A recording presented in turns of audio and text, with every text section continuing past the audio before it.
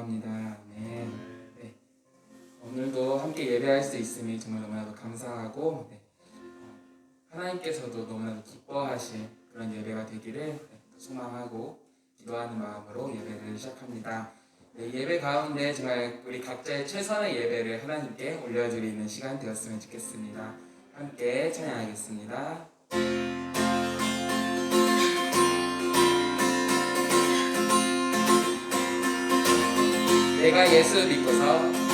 내가 예수 믿고서 제사함 받아 나의 모든 것 다 면했네. 지금 내가 가는 길 천국이요 주의 피로 내 죄가 씻겼네. 나의 모든 것 변하고 그 피로 구속받았네. 하나님은 나의 구원 되시오니 내게 정죄함 없겠네. 주님 밝은 빛에서 어둠에 드린 나의 모든 것 다 변했네. 지금 내가 주 앞에 온전케 되는 주의 공로를 의지함일세. 나의 모든 것 변하고 그 피로 구속받았네.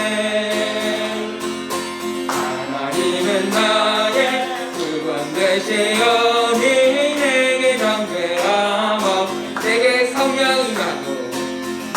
성령이 임하고 이끄신 사랑.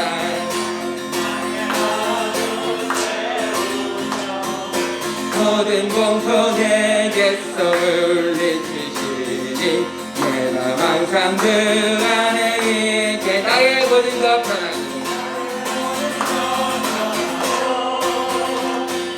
그 피로 구속받았네. 하나님은 나의 구원 되시오니 내게 정죄함 없게. 한 번 더 찬양합니다. 내가 예수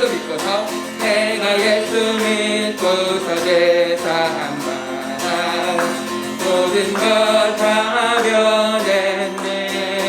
지금 내가 가는 길 천국 길이요 주의 피로 내 죄가. 나의 모든 것 변하고 나의 모든 것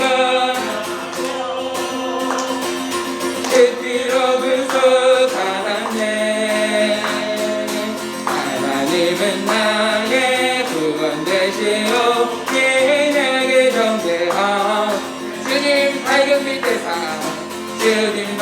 빛에서 어둠에 지니 나의 모든 것 다. 지금 내가 주 앞에 온전케 되는 나의 모든 것 변하고 그 피로 구속받았네. 하나님은 나의 구원 되시오니 내게 정죄함. 내게 성령이 임하고 이끄신 사랑. 맘에 가득 태우며 모든 공포 내게서 내 맘 항상 우리 한 번 더 찬양합니다. 내게 성령이 임하고 나의 맘에 가득 태 모든 공포 내게서 물리치시니 내 맘 항상 그 안. 나의 모든 것 변하고 나의 모든 것 변하고 그 피로 구속받았네. 하나님은 나의 구원 되시오니 내게 정죄함. 나의 모든 것 변하고 나의 모든 것 변하고 그 피로 구속받았네. 하나님은 나의 구원 되시오니 내게 정죄함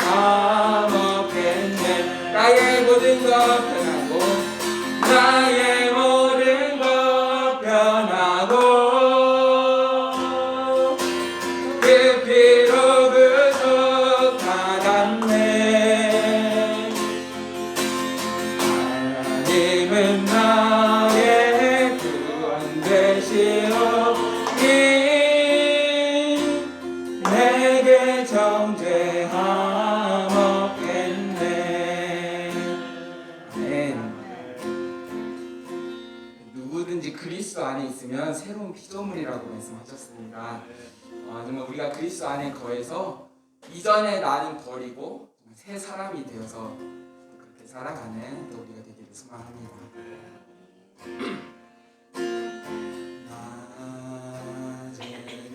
나제네처럼 하면 날처럼 이렇게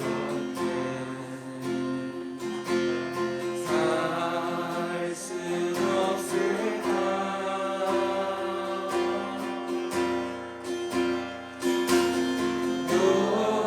욕심도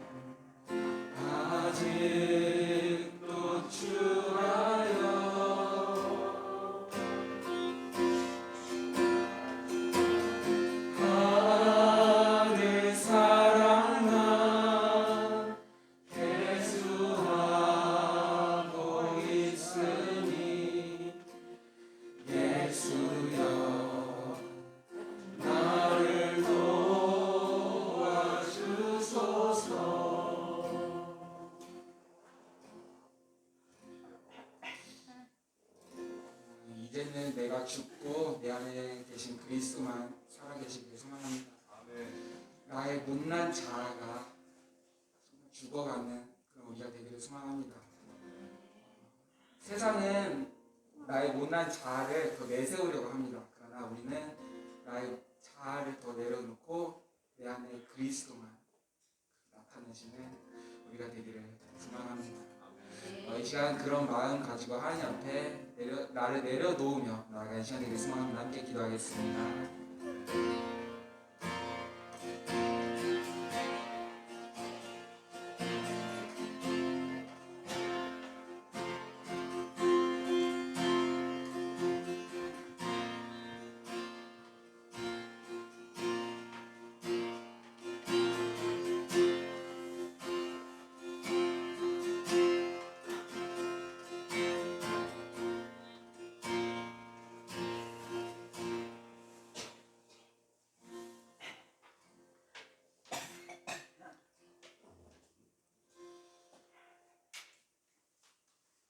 우리 주 예수 그리스도의 은혜와 하나님의 사랑과 성령의 교통하심이 여러분과 함께 하시기를 축복합니다.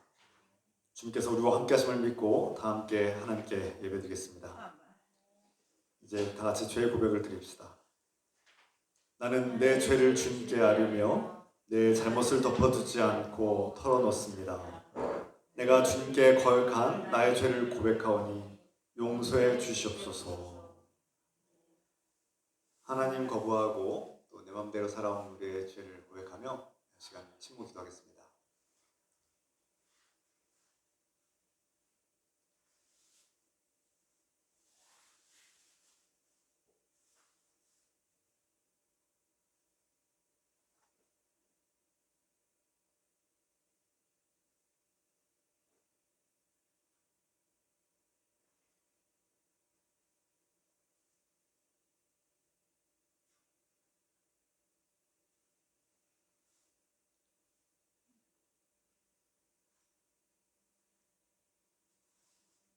아멘.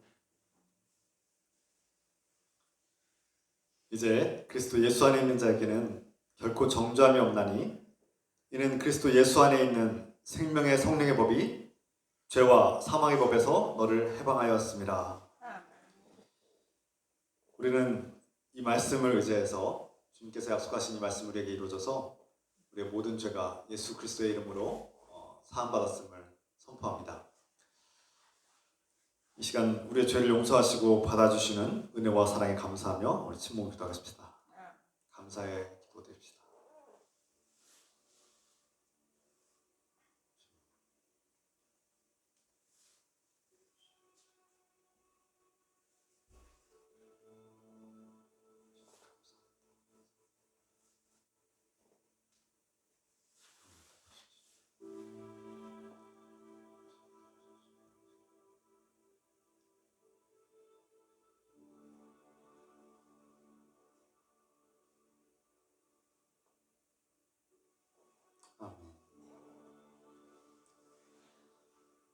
우리 기도를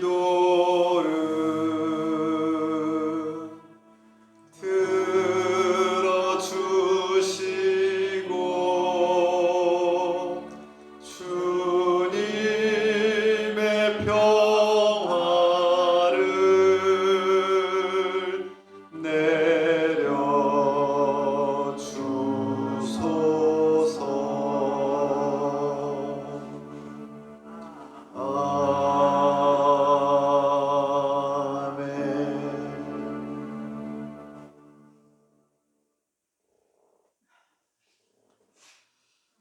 이 시간 주님께서 우리에게 가르치신 기도로 함께 기도합니다. 주님의 기도 함께합니다.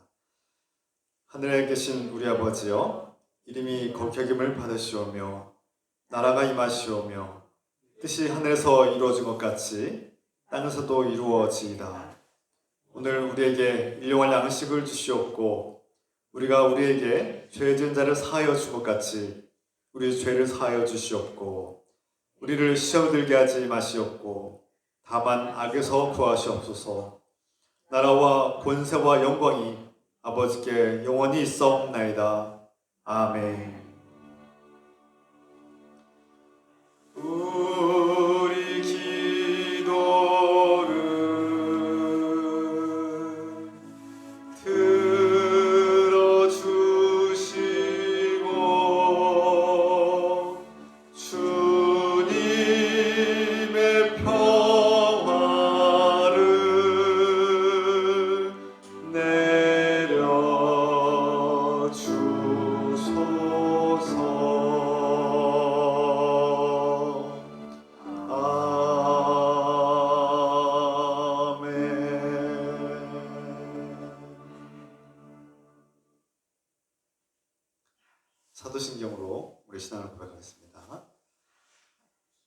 전능하사 천지를 만드신 하나님 아버지를 내가 믿사오며 그 외아들 우리 주 예수 그리스도를 믿사오니 이는 성령으로 잉태하사 동정녀 마리아에게 나시고 본디오 빌라도에게 고난을 받으사 십자가에 못 박혀 죽으시고 장사한 지 사흘 만에 죽은 자 가운데서 다시 살아나시며 하늘에 오르사 전능하신 하나님 우편에 앉아 계시다가 저로서 산 자와 죽은 자를 심판하러 오시리라. 성령을 믿사오며 거룩한 공예와 성도가 설교한 것과 죄를 사하여 주신 것과 몸이 다시 사는 것과 영원히 사는 것을 믿사옵나이다. 아멘.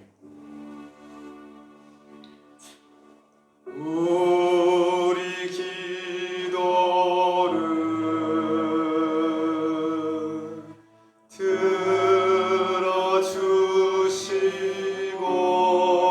들어주시고 주님의 평화를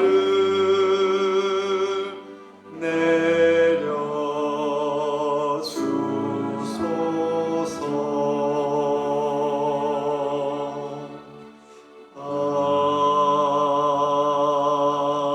아멘.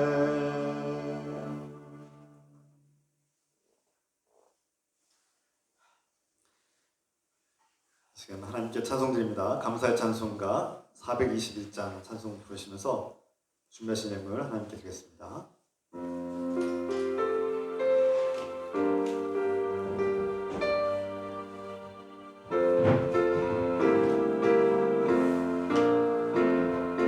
내가 예수 믿고서 죄사함 받아 나의 모든 것 다 변했네.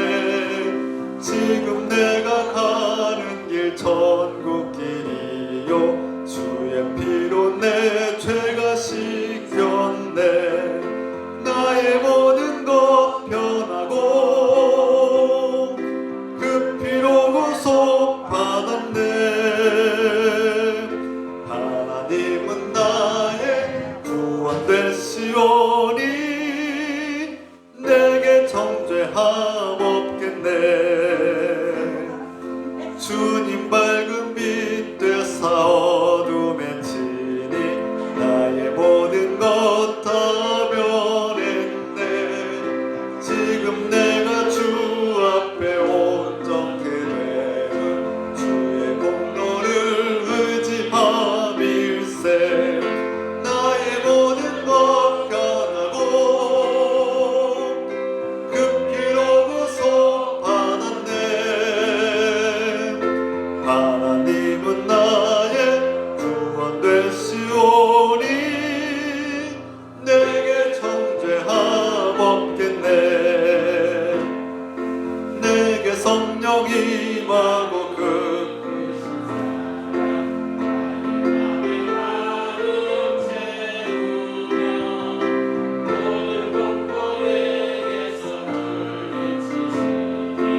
내 맘 항상 주 안에 있겠네. 나의 모든 것 변하고 그 피로 구속 받았네. 하나님은 나의 구원 되시오니 내게 정죄함 없겠네. 아멘. 이 시간 감사의 기도 천송자 목사님께서 기도 하셨습니다. 사랑하는 하나님 아버지, 이번 기도하며 예배드립니다. 우리가 예배 가운데 주님을 만나고 주님의 사랑을 경험하게 하소서. 성령님, 우리의 생각과 마음을 지키고 서로 사랑하며 용납하고 하나가 되게 하소서. 우리도 데살로니가 교인들을 본받 믿음으로 일하고 사랑으로 수고하며 소망으로 인내하게 하소서. 다른 사람들은 본이 되고 선한 영향력을 끼치게 하소서. 올 한 해 주일 예배 가운데 힘과 이루를 얻고 승리하게 하소서. 코로나19로 인해 고통당하는 환자들과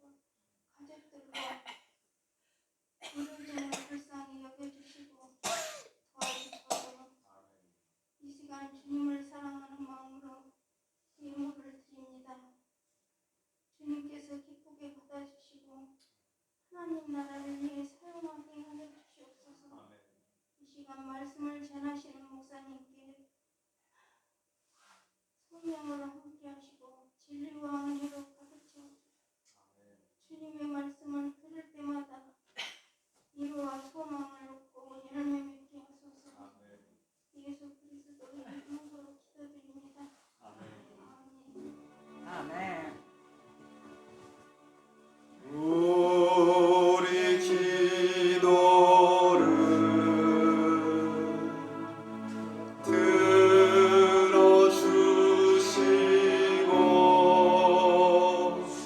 주님의 평화를 내려주소서.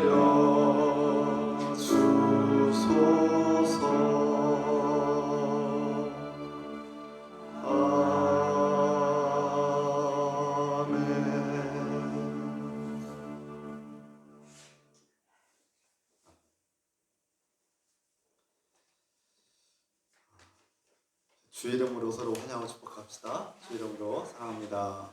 주 이름으로 환영하고 축복합니다. 주 이름으로 사랑합니다. 환영합니다. 서로 큰 소리로 말씀하셔야 됩니다. 물론 지금 마스크 때문에 안 되지만 서로 축복하는 우리 축복이 우리 삶에 이루어지겠습니다. 이 시간 몇 가지 소식을 전하겠습니다. 다음 주일은 주연절 셋째 주일입니다.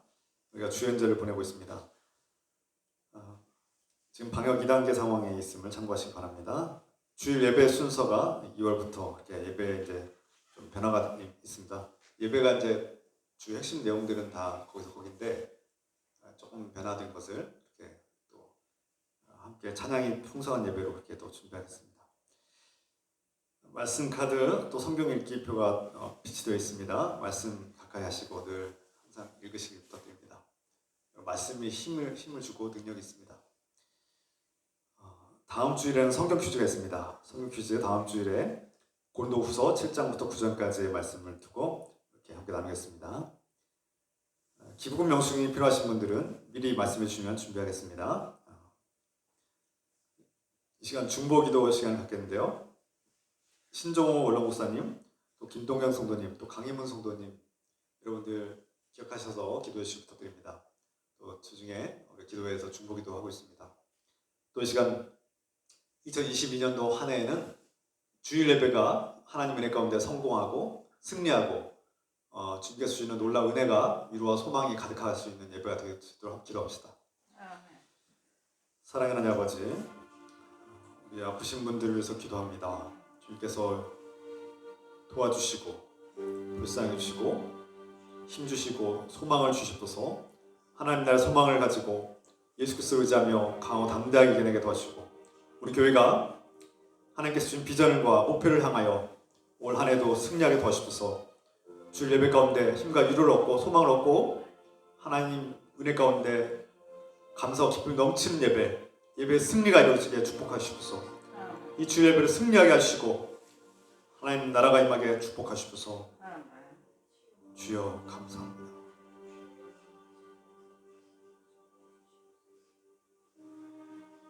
예수 그리스도의 이름으로 감사하며 기도드립니다. 아멘.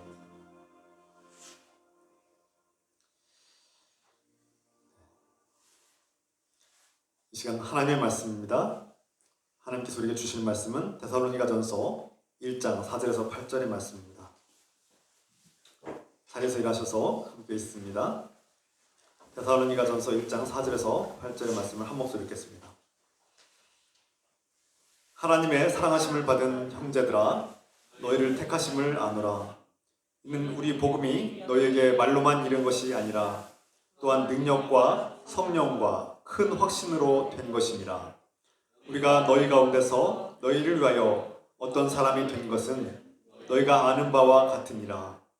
또 너희는 많은 혼란 가운데서 성령의 기쁨으로 말씀을 받아 우리와 주를 본받은 자가 되었으니, 그러므로 너희가 마게도냐와 아가야에 있는 모든 믿는 자의 본이 되었느니라.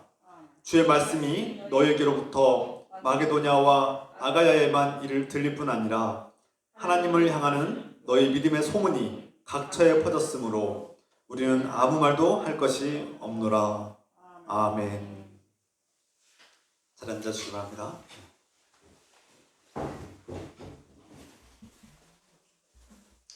올해 우리가 나누고 있듯이 2022년도 새해 비전은 주일 예배를 승리하는 것입니다.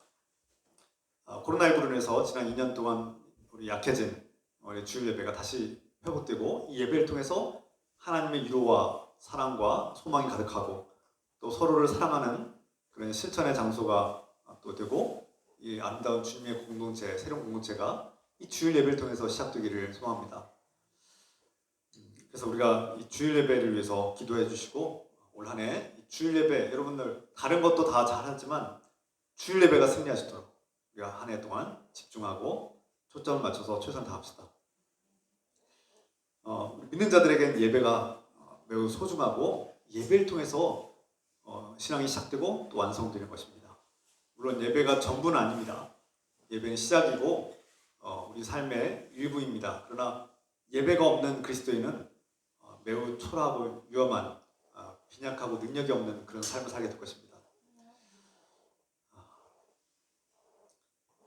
사람에게 본이 되는 사람이 필요합니다. 누구나 본받을 만한 사람이 필요하고 배울 모델이 필요합니다. 그래서 이런 사람들을 멘토라고 부르기도 하고 본보기 또는 모델 그런 이름들로 부르기도 하죠. 이끔이라고도 부르기도 하죠. 우리가 태어나면서부터 우리는 부모에게서 배우고 부모에게서 우리 삶을 언어와 삶을 배우고 또 살아갈 힘을 얻습니다. 또 선생님에게서도 배우고 또 친구들에게서도 배우고 우리가 존경할 만한 사람들에게서 배웁니다. 그들을 우리가 앞에서 말씀드린 것처럼 우리를 이끄는 사람들 멘토라고도 부르기도 하고 본보기라고도 할 수 있죠. 동시에 누군가가 또 나를 통해서 배우고 내가 다른 사람들의 본이 되기도 하고 모델이 될 때가 있습니다. 여러분 또 마찬가지로 사람마다 꿈꾸는 공동체가 있습니다.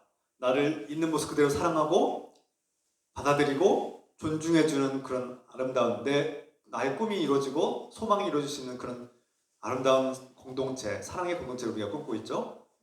바로 그런 꿈꾸는 새로운 공동체가 바로 교회가 되기를 바랍니다. 우리 늘기쁨 교회가 비록 부족하고 연약함이 많지만 이런 꿈꾸는 새로운 공동체를 꿈꾸고 우리가 꿈꾸는 소망의 공동체가 될 수 있도록 우리가 함께 힘을 모으자고 말씀드렸습니다. 이런 새로운 공동체를 꿈꾸고 또 소망하는 사람들은 모델이 필요하다고 했습니다.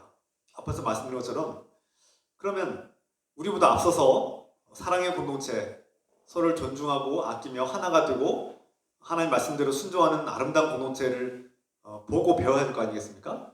그런 모델이 되는 교회, 우리의 본보기가 되는 교회가 바로 오늘 본문에 나와 있습니다. 수많은 교회들이 있고 우리가 본받아야 될 초대교회들의 모습이 있지만 그 중에서 올해 한 해는 이 데살로니가 교회를 본받기를 소망하며 이 데살로니가 교회 이 데살로니가 전서를 수개월에 걸쳐서 이렇게 조금씩 나누려고 합니다. 봄에 이렇게 나누고 또 가을에도 이렇게 분리해서 나누려고 합니다. 그렇게 데살로니가 교회를 본받는 우리의 모델로 삼는 그런 한 해가 되기를 소망합니다. 지난 시간에 나눴듯이 이 데살로니가 교회는 하나님 아버지께 속해 있고 예수 그리스도에게 속한 교회라 이렇게 말씀하고 있습니다. 이것이 바로 교회의 본질입니다.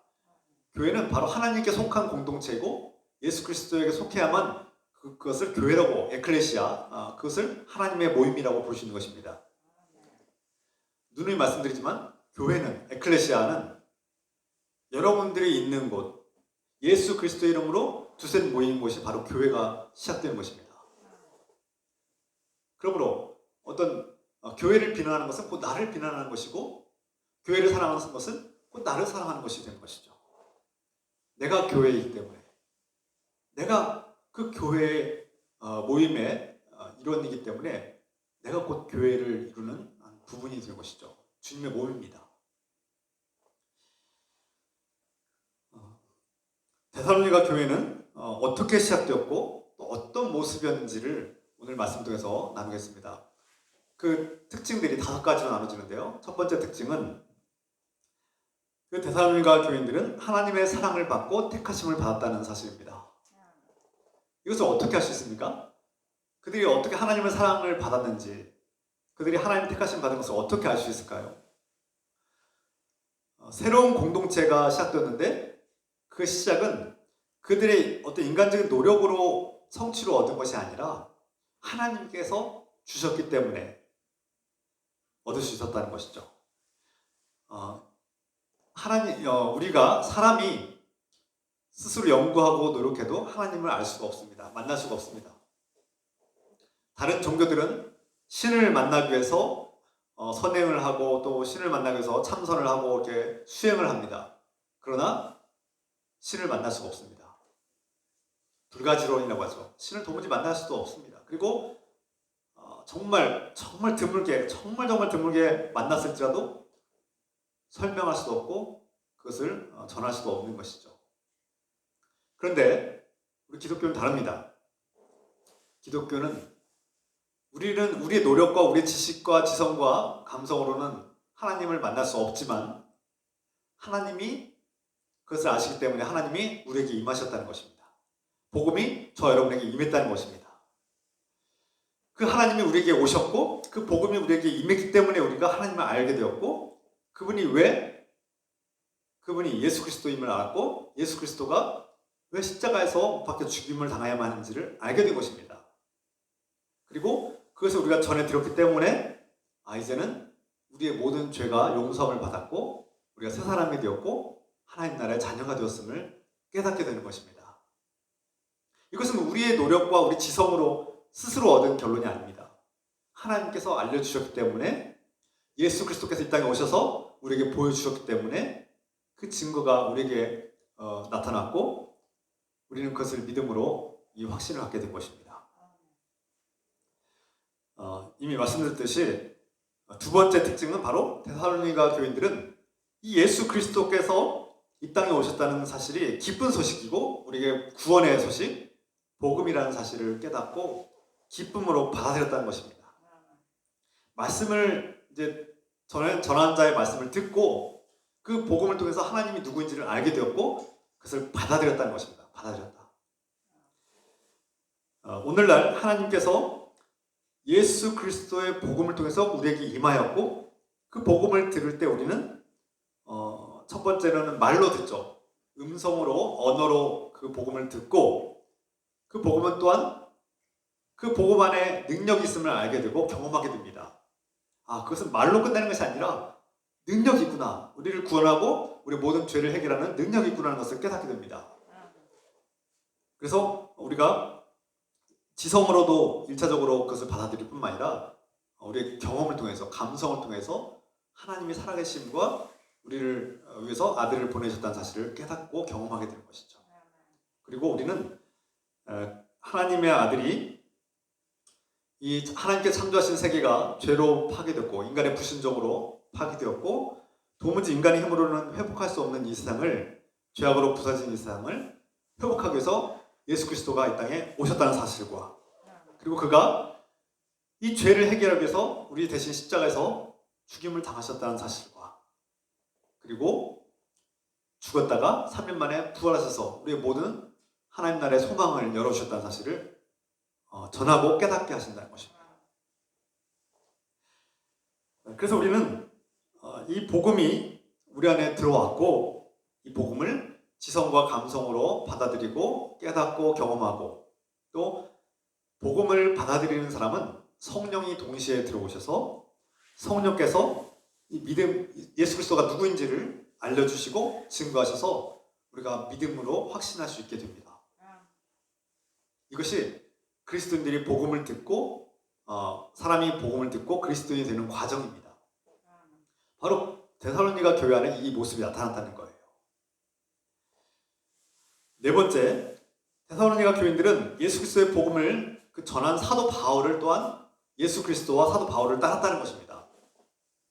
그 복음 안에 예수 그리스도의 삶을 들었고 그 복음을 전한 사도 바울이 어떻게 사는지를 보고 따랐다는 것입니다. 본받고 따랐다는 것입니다. 사도 바울이 데살로니가 교회에 짧게는 뭐 두세 달부터 시작해서 길게는 6개월 정도의 그 사이에 머물렀을 것으로 추정하고 있는데요. 이 짧은 기간에 머물면서도 그 데살로니가 교인들의 아픔을 나누고 그들의 절망과 불행 속에서도 이 기쁜 소식을 전함으로써 희망과 생명의 소망을 주신 이 사도 바울은 이 복음을 받아들인 데살로니가 교인들이 사도 바울의 모습을 보고 더 확신을 갖게 됐다는 거예요. 이 복음이 진짜이기 때문에 사도 바울은 자신의 목숨을 걸고 모든 삶을 다 내려놓고 예수 그리스도를 위해서 사는 모습을 보고 그가 주님께 헌신하고 또 그 모든 것을 참고 인내하고 또 자신들에게 헌신하고 수고하는 모습을 보면서 그 모습을 본받고 따라갔다는 것입니다. 그리스도인으로 사는 사람은 저렇게 살아야 되는 거구나 하고 본받았다는 겁니다. 그래서 우리에겐 이런 사도 바울과 같은 본받을 만한 모델과 본보기가 이끄는 사람이 필요하다는 것입니다. 우리가 그 사람을 보고 배운다는 거예요. 우리 그리스도인 가정들은 부모가 하나님을, 주님을 섬기고 사랑하고 믿는 모습을 보고 자녀들이 자랍니다. 그 자녀들이 부모가 믿는 것을 보면서 정말 하나님 계신 것 같구나 하고 믿고 따르게 되는 것이죠. 그래서 우리가 누군가에게 본보기가 되고 또 따를 수 있는 그런 모델이 되고 있다는 사실을 늘 염두하기를 부탁드립니다. 다섯 번째 특징, 데살로니가 교인들은 예수 그리스도의 복음을 온전히 받아들이고 본받고 따르고 실천하면서 많은 사람들에게 소문이 퍼졌고 그 마케도니아 지역과 또 아가야 지역에 이르기까지 많은 교인들이 이 데살로니가 교인들의 소식을 듣고 기뻐하고 와, 저들을 본받아야겠다라는 규감이 되었다는 것입니다. 그래서 다른 사람들의 본이 되었고 모델이 되었고 많은 사람들에게 선한 영향력을 끼쳤다 이렇게 말씀하고 있습니다. 이것이 데살로니가 교회의 특징이라는 것이죠. 사도 바울이 단순히 이 데살로니가 교인들의 종교적 열성을 칭찬하는 것이 아닙니다. 와, 저 사람들은 유난히 더 뜨겁고 유난히 더 열심히 한다, 종교적으로 뛰어나다 이런 칭찬이 아닌 것이죠. 그런 칭찬을 하는 것이 아니라 복음을 온전히 믿었고 그 제대로 된 복음을 믿고 따른 사람들은 그 말씀을 삶으로 연결시켜서 실천하고 그것이 믿음과 소망과 사랑으로 나타나고 드러나고 증거된다는 것을 말씀하고 있는 것입니다. 이것은 사뭇 데살로니가 교회에만 나타난 것이 아니라 복음을 온전히 듣고 받아들인 사람에게는 모두가 나타나야 되는 현상인 것이죠. 앞서서 말씀드린 이 다섯 가지를 요약해보면 처음에 복음을 듣습니다. 그리고 누군가가 복음을 전했기 때문에 듣습니다. 그리고 복음을 받아들였습니다. 믿겠다고 받아들인 것이죠. 그리고 그 복음 안에 있는 예수 그리스도 주님을 본받고 또 그 복음을 전한 사람을 본받는 것입니다. 이런 단계가 있고요. 네 번째 단계는 다른 사람에게 본이 되는 삶을 산다는 것이죠. 믿는 자답게 산다는 것입니다. 그리스도인답게 본이 되는 삶. 그리고 많은 사람들에게 소문이 퍼져서 선한 영향력을 끼치는 사람들. 인간이 악한 존재이기도 하지만 저게 선한 존재로 변할 수 있구나. 저들이 원래는 그렇게 살지 않았는데 예수 그리스도를 통해서 새로운 존재, 다른 사람들을 사랑하고 믿음으로 수고하고 일하고 사랑으로 수고하고 소망으로 인내할 수 있는 고난을 참고 견디내며 그 속에서도 기뻐할 수 있는 새로운 존재들, 새로운 존재로 그렇게 살 수 있구나라는 것을 희망을 준 것입니다. 이런 다섯 단계는 누구나 예수 그리스도의 복음을 들은 사람들에게 일어날 수 있는 자연스러운 현상이라고 말씀하고 있는 것이죠. 우리에게도 일어날 수 있습니다. 그들에게만 일어나는 것이 아니라 오늘 우리에게도 똑같이 일어나고 있고 실제로 일어났고 또 지금도 일어나고 있는 것이죠. 그런데 간혹 문제가 생깁니다. 한국 교회가 30년, 40년 만에 급속도로 성장을 했는데 경제적 성장, 정치적인 민주화 또 동시에 교회도 기독교도 급속도로 성장했습니다. 그런데 우리가 다 알다시피 한국 교회가 많은 지탄과 비판을 받고 있습니다. 왜 그랬습니까? 뭐가 문제가 생겼다는 것입니다. 데살로니가 교인들과 같지 못하다는 것입니다. 사람들에게 좋지 않은 소문이 퍼지고 있다는 것입니다. 왜 그럴까요? 첫 번째는 복음을 전하는 사람들에게 문제가 있었다는 겁니다. 온전한 복음을 전하지 못했기 때문에 문제가 시작된 것이 아닌가 돌아보게 됩니다. 온전한 복음을 전해야 되는데, 사도 바울이 전한 복음을 우리도 전해야 되는데 다른 복음을 전한 것이 아닌가, 반쪽짜리 복음을 전한 것이 아닌가 돌아봅니다. 뭐 때문입니까? 복음을 전한 자가 자신의 탐욕과 욕심에 마음을 뺏겨서 자기에게 유리한 것만, 복음의 유리한 부분만 자기에게 편집해서 자기에게 필요한 것만 전하는 그런 복음을 전하는 자들이 생겼다는 겁니다. 여기서부터 문제가 생깁니다. 한국교회가 한동안 수없이 비판을 받은 이유 중에 하나가 기복신앙. 오로지 복을 주십시오. 교회 가면 복 받는다. 예수 믿으면 복 받는다. 물론 복 받아야죠. 근데 그 복이 무엇인지에 대해서, 예수를 믿으면 어떤 복이 임하는지, 그 복이 무엇인지에 대해서 제대로 말하지 않고, 오로지 예수 믿으면 부자 됩니다. 예수 믿으면 병 낫습니다. 예수 믿으면 천국 갑니다. 이런 단순하고 기복적인 신앙만을 강조한 나머지 예수 그리스도를 믿는 삶에 대해서, 예수 믿는 자답게 사는 말과 행동에 대해서는 제대로 가르치지 못한 것이 아닌가 돌아본다는 것입니다. 반쪽짜리 신앙, 죽으면 천국 갑니다, 예수 믿으면 천국 갑니다만 가르친 것이 아닌가. 이것은 반쪽짜리 신앙이라는 것이죠. 온전한 복음은 무엇입니까? 예수 그리스도의 고난에 동참하는 것입니다. 예수 그리스도가 지신 십자가에 우리도 함께 그 십자가를 짊어져야 되는데 이 십자가를 쏙 빼버리는 겁니다. 왜 그렇습니까? 사람들이 두려워하니까, 사람들이 불안해하니까, 사람들이 싫어하니까 그 십자가를 빼버리는 겁니다. 예수 그리스도를 믿으면 십자가도 져야 됩니다라고 말하면, 나 그런 하나님을 믿고 싶지 않아. 나는 예수 믿고 고생한다고? 예수 믿으면 고난받는다고? 나는 그런 하나님 믿고 싶지 않아 라고 피해버리는 것입니다. 그러니까 사람들이 그 십자가를 빼버립니다. 예수 믿으면 복 받아, 예수 믿으면 질병이 나, 예수 믿으면 잘 살아, 예수 믿으면 성공해. 반쪽짜리 신앙을 전한 것이 아닌가. 이것이 한국교회에 심각한 문제를 일으킨 것이 아닌가 돌아봐야 할 것입니다. 왜곡된 신앙, 또 율법주의적인 신앙이 있습니다.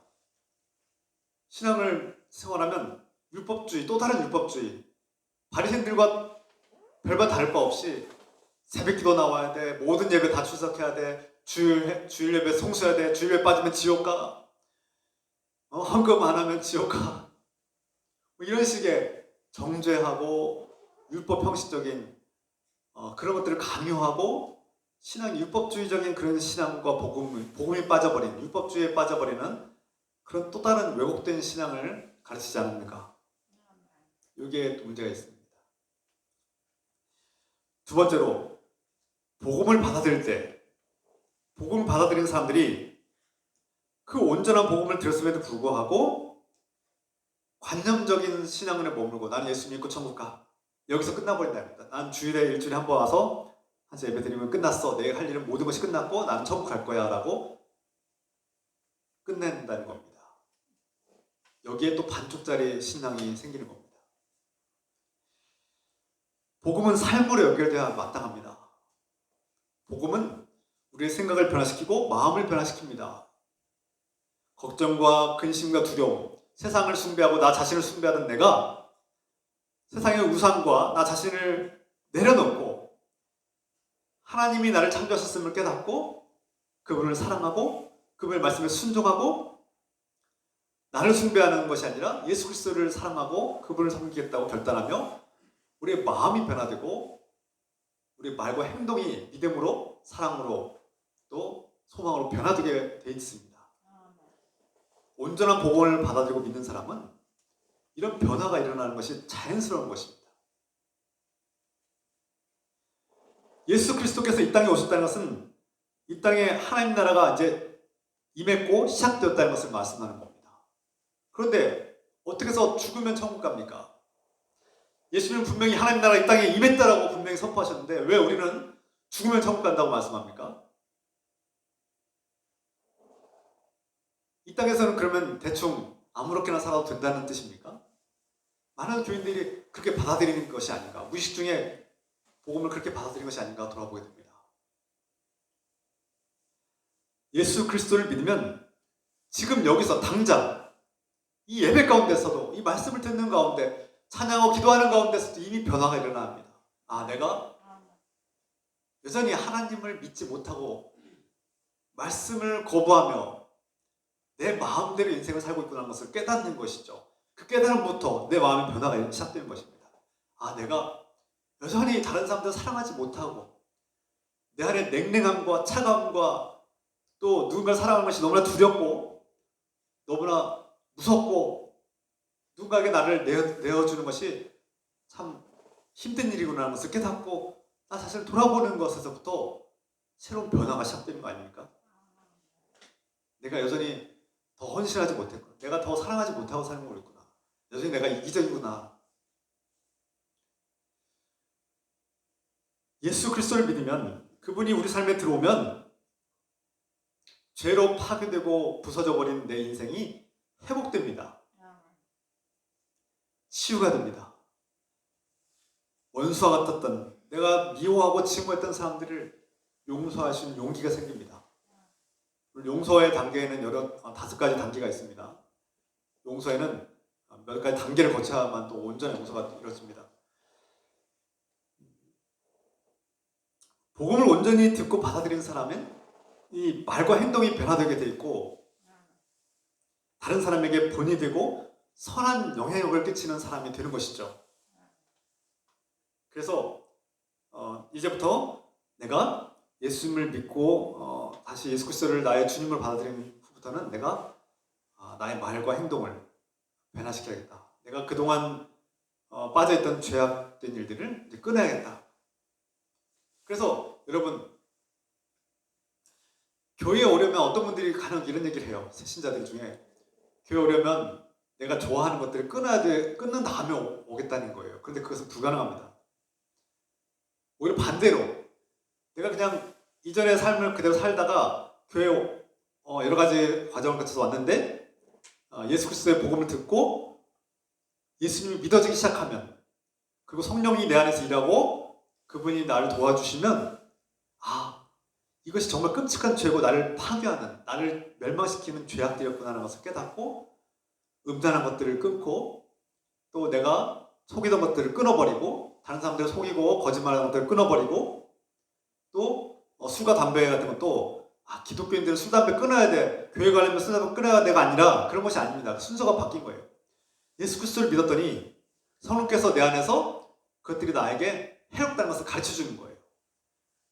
술, 담배가 누군가에게 해를 끼치고 나에게도 해가 되고 내 몸과 마음에도 해가 되기 때문에, 가족들에게도 위협이 되기 때문에 내가 멀리하고 끊어야겠다라고 자연스럽게 그것이 해결되는 겁니다. 여러분, 순서가 중요하다는 거예요. 교회 가려면 끊어야지 교회 가는 게 아니라 교회 와서 술, 담배 여전히 안 끊어질 수 있어요. 여전히 세상이 살던 그대로 음란함도 그대로 가지고 있을 수 있어요. 거짓말도 할 수 있어요. 그러나 예수 그리스도가 내 안에 임했을 때 성령께서 함께 하신 것을 느끼고 경험하면 그것들이 죄라는 것을 깨닫고 그것이 나를 망치고 나를 멸망시키는 무서운 죄라는 것을 깨달을 때 우리는 그것을 버릴 수 있는 용기를 갖게 되는 것입니다. 성령의 도움을 받아야 된다는 거예요. 그러니까 여러분, 배우자나 가족들에게 당신 교회 오려면 담배 끊고 와야 돼, 술도 끊고 와야 돼, 이렇게 하면 안 되는 거예요. 그건 미련한 전도입니다. 미련한 전도. 어리석은 전도, 실패할 수밖에 없는 전도예요. 우선 교회에 나와봐. 교회 와서 교회 다니면서도 술, 담배하고 자기 하던 거 그대로 살 수 있어요. 한동안은. 예수 그리스도가 그 안에 들어가야만 변화가 일어나는 것입니다. 온전한 복음을 받아들일 때 변화가 일어나는 것입니다. 오늘 이 말씀을 우리가 나누고 우리 자신을 돌아보게 됩니다. 이 말씀을 묵상하면서 이 말씀을 전할 때 과연 나는 누군가에게, 다른 사람들에게 본이 되는 삶을 살고 있는가? 나는 설교자로서 온전한 복음을 전하고 있는가? 그리고 우리 성도들은 나를 비롯해서 우리 모두가 하나님의 복음을 받아들이고 삶을 연계시키고 있는가? 우리 자신을 깊이 돌아봅시다. 제 자신을 돌아볼 때 과연 나는 우리 교인들에게 본이 되고 있는가? 우리 교인들이 정말 나를 신앙의 본으로 삼고 모델로 삼고 있을까? 정말 과연 내가 그런 사람이 될까? 그런 생각을 해보면서 두렵더라고요. 그 생각을 하니까 너무 두려워요. 내가 정말 우리 교인들이 따르고 본받을 만한 그런 모범이 되고 있는가? 모델이 될까?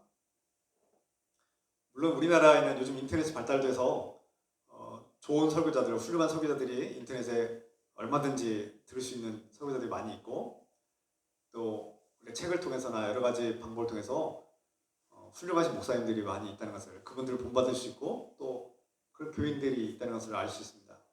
그런데 중요한 것은 함께 예배드리는 이 공동체 안에서 본받을 사람이 있는가? 내가 저분은 정말 신앙생활에 내가 본받을 분이다라고 말하시는 분이 있을까요? 정말 장담하기 어렵고 부끄러운 마음이 들지만 우리 자신이 정말 서로에게 본이 되고 있는가를 돌아봅시다. 나의 말과 행동이 그리스도인답고 저분은 참 인격적으로 성품이나 말과 행동이 신앙과 일치하시는 분이고 내가 따라야 될 분이고 참 좋은 분이다라는 것을 느낄 만한 분들이 우리 교회도 있습니다. 제가 볼 땐 다 있습니다. 저는 여러분에게서 그것을 배우고 느낍니다.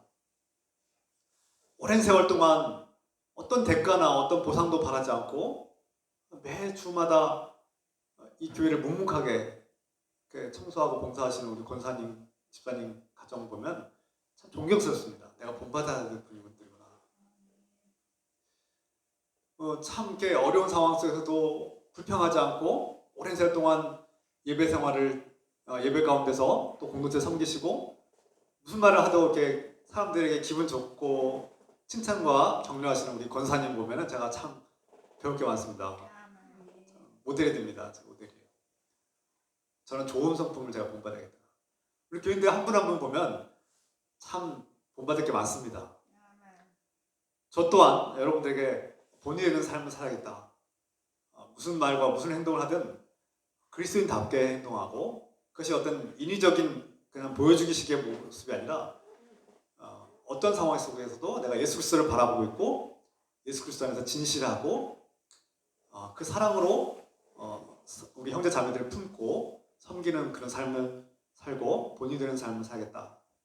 특히 자녀들에게 가장 무서운 것이 자녀들 아니겠습니까? 가족들, 나의 배우자와 자녀들이 나를 누구보다 잘 알지 않습니까? 나의 일거수일투족을 다 보고 있기 때문에 그들이 나를 인정하지 않고 그들이 나에게서 하나님을 믿는 신앙을 발휘하지 못한다면 그것은 비참한 일이죠. 그 유선이 아니겠습니까?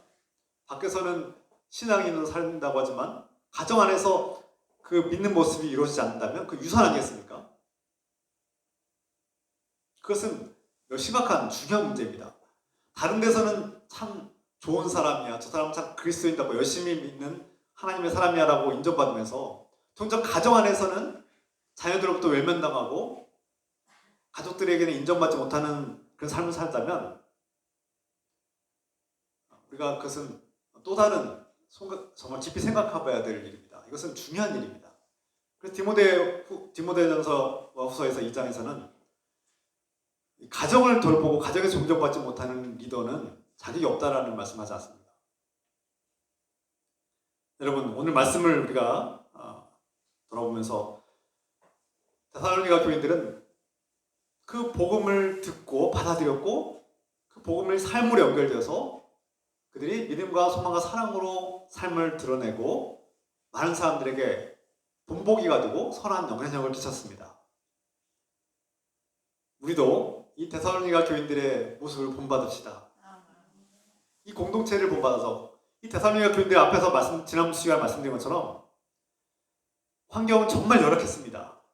경제적으로 정말 가난하고 극빈층에 속한 사람들이 있었고 또 위생적으로 굉장히 더럽고 제가 정말 구체적으로 다 말할 수 없을 정도로 상수도와 하수도가 해결되지 않고 깨끗한 물을 먹을 수 없을 정도, 그리고 정말 이 오물을 처리하지 못하는 그런 상황 속에서 이 데살로니가 도시는 정말 더럽고 추악했지만, 그리고 위생적인 뿐만 아니라 치안도 너무나 안전이 보장이 되지 않는 사회에서, 불안정한 그런 사회에서, 범죄가 정말 가득한 그런 도시에서 이 데살로니가 교인들은 그 작고 연약한 공동체는 놀라운 영향력을 끼쳤다는 것입니다. 여러분, 우리 공동체가 크냐 작으냐의 문제는 다른 것입니다. 큰 교회가 위대하고 훌륭한 것이 아니라 정말 예수 그리스도 안에 속했고 주님 말씀대로 그 복음대로 따르고 본받고 다른 사람들이 본이 되고 있는가가 중요하다는 겁니다. 크고 작으냐의 문제가 아니라 화려하고 좋은 공동체에서 좋은 시스템에서 예배 드리냐 그것이 문제가 아니라 저와 여러분들이 다른 사람들에게 그리스도인답게 행동하고 그들이 우리를 본받을 만한 삶을 살고 있느냐가 중요하다는 것입니다. 이것이 되지 않는다면 100명, 1000명, 10,000명이 모이는데 무슨 소용이 있겠습니까? 반쪽짜리 신앙을 가진 채, 오로지 기복신앙을 가진 채 자기의 복만을 가지려고 안간힘을 쓰고 그렇게 수만 명이 모인들, 물론 그것도 필요하겠지만 너무나 능력 없는, 사회에 비난받는 지탄인 대상이 되지 않겠습니까? 한국교회가 많이 성장했고 많이 모이고 웅장해지고 힘도 권력도 가졌지만 동시에 부패하지 않았습니까? 사회로부터 빛과 소금의 역할을 잃어버리지 않았습니까? 작으냐 크냐의 문제가 아니라, 여러분, 작으니까 우리는 아무것도 못해가 아니라 데살로니가 교회도 작았지만 그 작은 교회는 마케도니아와 아가야의 지역에, 우리나라보다 수십 배가 더 큰 지역입니다. 그 거대한 지역에 강력한 영향력을 끼치고 선한 영향력을 끼치고 정말 아름다운 소문을 퍼치는 교회가 된 것입니다. 우리도 할 수 있습니다. 작고 보잘것도 없지만 이 공동체가 하나님의 말씀에 순종하고 우리가 서로를 사랑하고 뜨겁게 사랑하고 서로를 용납하며 한마음 한뜻이 되어서 주님을 사랑하고 예배하며 우리 삶이 변화되면 많은 사람들이 우리를 본받고 다른 교회들이 우리를 모델로 삼고 선한 영향력을 끼치는 아름다운 교회가 될 줄 믿습니다. 우리 모두가 서로서로에게 본이 되는 사람, 모델이 되는 그리스도인, 내가 본받고 싶은 그런 그리스도인으로 살아가시기를 우리 주 예수 그리스도의 이름으로 축원합니다. 기도합시다.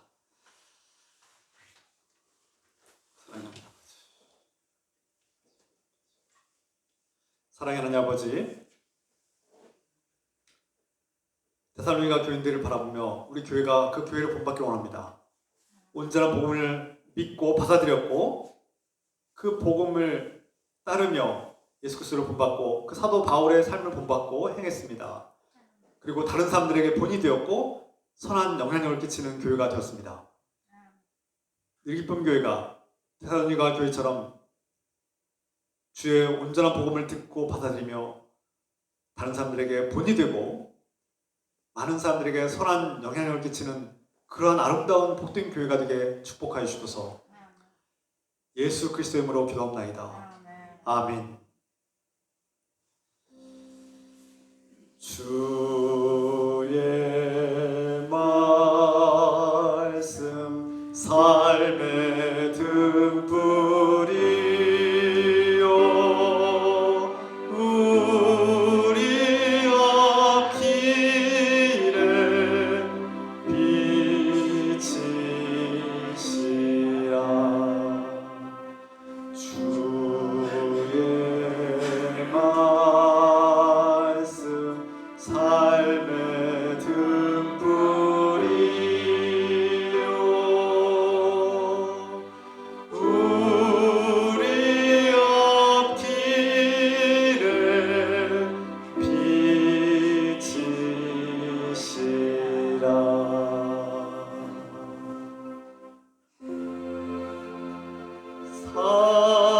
사랑의 나눔 있는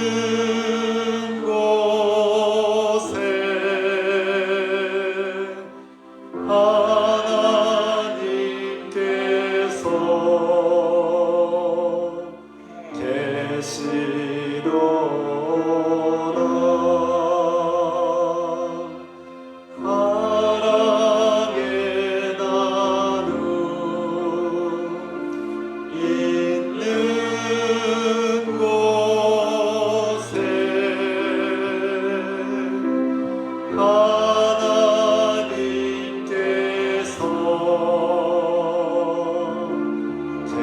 계시도다.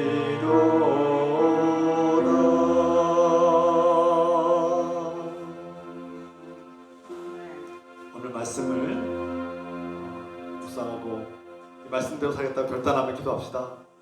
오늘도 데살로니가 교인들 본받고 다른 사람들의 본이 되고 선한 영향력을 끼치는 하나님의 사람들로 살아갑시다. 기도하겠습니다. 주여, 우리의 삶이 변화되길 기도합니다.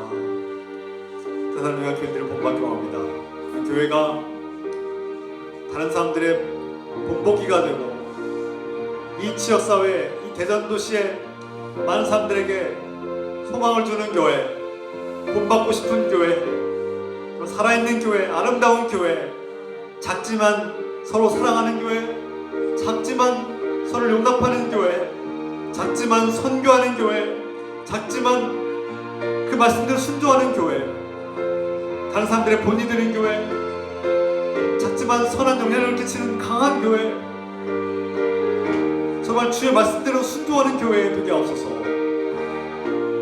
작지만 데살로니가 교회처럼 작지만 정말 본보기가 되고 본받고 싶은 교회, 서로를 바라볼 때, 우리 권사님을 바라볼 때, 집사님을 바라볼 때 본받아야 되겠다, 참 나의 본이 된다, 나의 모델이 된다고 생각할 수 있는 그런 성도들로, 다른 사람들의 본보기로 살아갈 수 있는 그리스도인들로 살게 하옵소서. 내가 먼저 변화되게 하소서. 목사님, 내가 먼저 예수 그리스도 안에서 말씀 안에 변화되고 우리 교인들에게 모험이 되고 본이 되고 본보기가 되고 이끄는 자가 되게 하시고, 다른 사람들을 또한 이끌고 본이 되고 선한 영향력을 끼치는 그런 선한 목자가 되시도록, 주님을 닮아가는 그런 종이 되시도록 도와주시옵소서. 주여, 주여,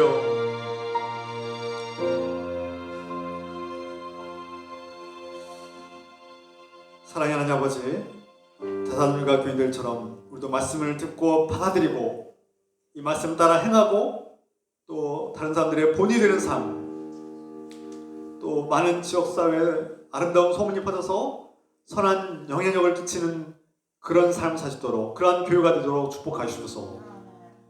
이제는 우리가 따르고 본받아야 될 우리의 모델이 되시고 영원한 목표가 되시는 예수 그리스도와 예수 그리스도의 은혜와 우리 하나님 아버지의 무한하신 사랑하심과 우리의 삶의 모델이 되시고 또 우리를 이끄시는 성령님의 교통감화 역사하심이 우리 네 분교회 성도들과 가정과 일터 위에 지금부터 영원토록 함께 해주시기를 간절히 축원하옵나이다. 아멘.